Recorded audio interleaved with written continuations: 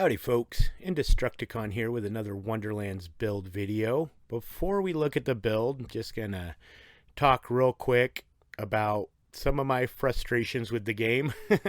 I know there's a million videos out there right now of people having some issues with the game, so I'm not gonna go super deep. You guys can all watch those if you want. I will say it's been a little frustrating. I am starting to feel a little bit of the pinch here with the end game, and the DLC has definitely been a little underwhelming. I like the new one all right.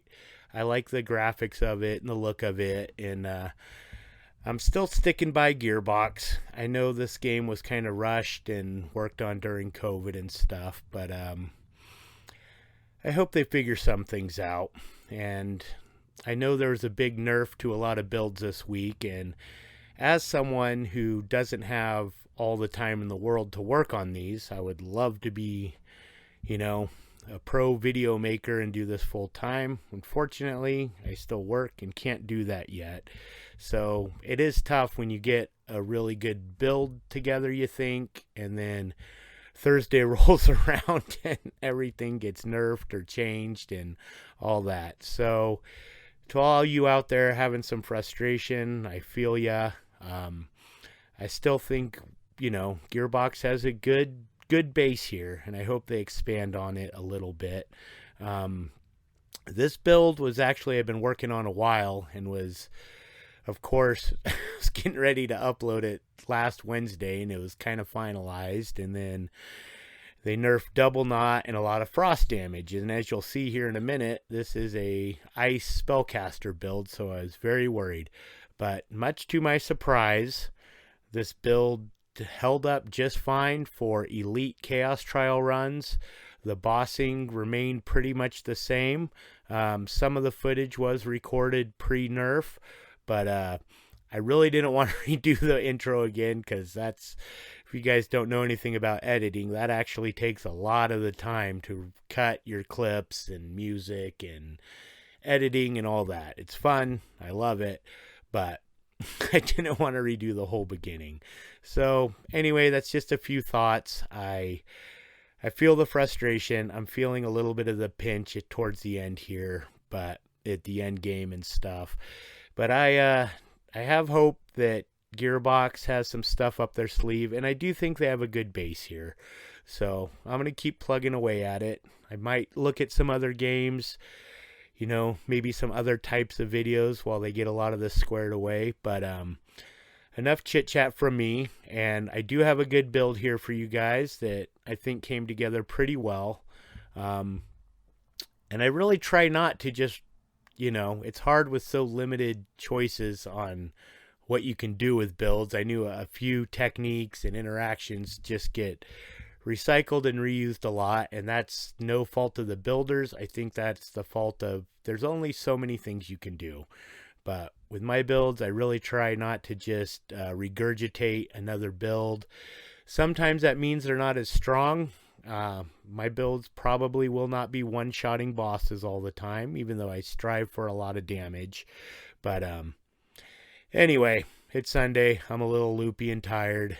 As you can see, I'm very hairy and unshaven, but I got something here for you guys I've been working on, and let's just get right into it. So this is a Spellshot Brr-Zerker build. I wanted to try to do a highly ice-based spellcaster build, and we got a pretty good one going here. And of course, my builds are prototypes, most of them, and I really do like, and I try to respond to as many comments as I can. I love suggestions from you guys, because you guys know what you're doing. I'm still learning this game a lot. I had a lot more experience with BL3. Anyway, sorry, I'm a little rambly today. Let's just get into it. We're going to do the skill tree first, because the gear's a little more intricate, but for the most part, we're pretty straightforward on this one. So we are using Ambidextrous as our ability. We have 5 points in Spell Sniper, 3 points in Magic Bullets. I got 5 points in Fount of Mana, 3 points in Just Warming Up. We have 1 point in Glass Cannon, 1 point in High Thread Count. I got 3 points in Imbued Weapon. 3 points in double knot, one of the skills that got nerfed, but we're still doing pretty good. 1 point in one slot, one kill, and 1 point in sever the thread. Excuse me, my coffee is giving me a little gas, as is par for the course for me. In our Brr-Zerker tree, we have 5 points in Ancestral Frost. We have 3 points in Icebreaker, 2 points in the Old Ways. We have 1 point in Unarmored Defense, and 3 points in Cold Snap. Oh yeah, and 1 point in Relentless Rage. Now, it's okay to go down with this build. This is the only time you're really going to get your Rage of the Ancients going, right? Yes, you get your Enraged after this. So, not the biggest thing, but yeah. If you really didn't want this point, you could put it somewhere else, maybe in the Old Ways or something, but I do like a little bit of survivability. Now, let's get into our gear here, because actually this is a pretty survivable build based on some of the gear we're going to be using here. I'm only carrying 2 guns. Now, with this last nerf that came through, we did get a buff. They nerfed a lot of frost stuff, but my main weapon is the Queen's Cry, which actually got a boost. So if you are not a Pixie fan, and I get that, they are very handy for getting our stacks up, our spell stacks, and they are strong. But this build works perfectly fine if you want to go purely gun and just use the Queen's Cry. So those are our 2 weapons. For our melee weapon, I am using a Mage Staff here. Nothing super special on this. We are just trying to roll up gun damage and spell damage on things, so you want to look for those anoints. I popped out this shield so I wouldn't mess up the skill tree numbers, but here's what I'm using here. I did find a +3 to Spell Knot and a +2, what is that skill? I always forget what it's called, to Spell Sniper.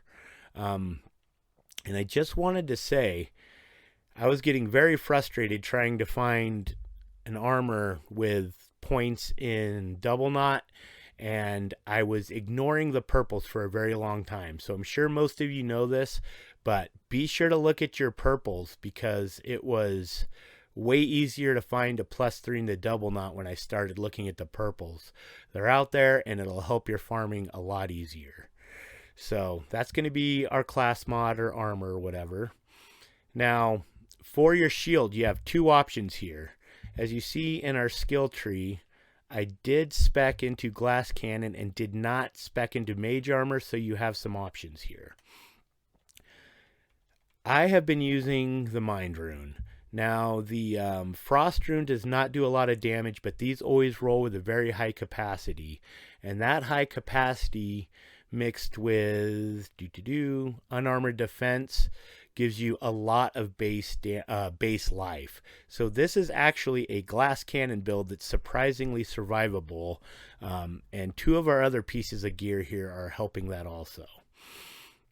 So if you do not want to go with the Mind Rune, if you want to get a little more damage out and a little less survivability, you can also go with the Cursed Wit. So we specifically spec the tree that way so you can get the bonus from Cursed Wit. If you feel like you're not quite getting enough damage, this will give you a damage boost. But I found I was getting very close to the damage with the Mind Rune. So you have a choice there. Just choose if you prefer survivability or you'd like a little more damage. You can switch around there. So another little combination I have going on here, which you can use this little combo with any build, is I have a Blood Bag and I am using a Dark Magic Buffmeister. So the Buffmeister is going to imbue all of our stuff with, with dark magic damage. And then this is going to let our health, increase our max health when we get that healing from the dark magic. So I believe with this combo, I'm sitting at 14,000 base life, and that's without even getting, the blood bag buffs going. I was running with my buddy, and your life can get over 20,000. I I saw it hit 26 or 28,000 at some point. So again, if you're trying to go for a little damage boost, you could probably go with something else here, but I found it to be a really cool effect and to turn an otherwise very weak kind of build into an actual pretty tanky build. Since we are an ice build, I've been going with the splintering ice spikes for my ice spell. Now this is a very powerful spell, and I'm getting most of my damage from this. So this isn't really a pixie build. This is a pixie gun spell build. You want to use all of these things to get your most damage. And any ice spike I think will probably work for you all right, but this one's just really fun. It kind of does this shotgun effect, and if you shoot these stuck in someone, these will all explode. So I found it to be my favorite spell so far. So let's see, we went over all that. For our rings, we are just going with some spell damage mood rings. These aren't the most optimized, but it seemed to be working out the best for me. I think that's about all I got. I'm trying to keep these short and to the point. I know I get a little long-winded sometimes, but that's what we got going on. This build is more than capable to handle all elite Chaos Chamber runs. Big bosses are no problem. I have not taken this against any of the raid bosses yet. I know I need to start doing that to show how they do against some of those guys, but baby steps, folks. We're getting there. And that being said, I think that's all I have for you guys. If I forgot anything, excuse me, coffee again, please let me know in the comments, or I may add a little note if I forgot something, but that's about it. Very straightforward, very solid, and surprisingly survivable with a lot of damage output. So we will see you guys on the next one. I thank all of you who watch these. It means the world to me. And for you guys who take the time to subscribe, I hate to harp on that, so I'm not going to. But just know I'm not a pro at this, but we're getting better, and I appreciate all of you guys very much. With that, we'll see you on the next one. Cheers. Bye.